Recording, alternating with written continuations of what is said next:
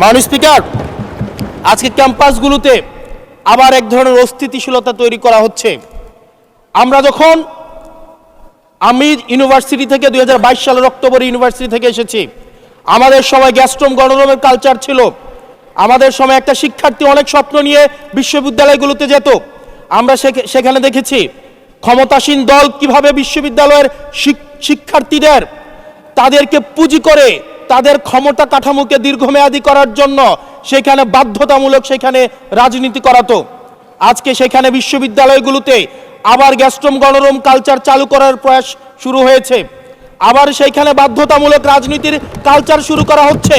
আমরা দেখেছি ক্ষমতাসীন যারা রয়েছে তারা তাদের সন্তানদেরকে বিদেশে রেখে নিরাপদ ভবিষ্যৎ নিশ্চিত করে, আর মধ্যবিত্ত সন্তানরা যাদের বাবা মায়েরা কলকারখানায় কাজ করে, যাদের বাবারা রেমিটেন্স যোদ্ধা, যাদের বাবারা কষ্ট করে তাদের সন্তানদেরকে বিশ্ববিদ্যালয়ে পাঠায়, তাদের সন্তানদেরকে ক্ষমতালোভী রাজনীতিবিদরা তাদের সন্তানদেরকে ব্যবহার করে তাদের ক্যারিয়ারে ঝুঁকিতে ফেলে তাদের গদি বা পাটাতন শক্ত করার জন্য নিজের সন্তানের ভবিষ্যৎকে বিদেশে রেখে নিরাপদে রাখে, আর পরের সন্তানের ভবিষ্যৎকে নিয়ে ছিনিমিনি খেলে। মাননীয় স্পিকার,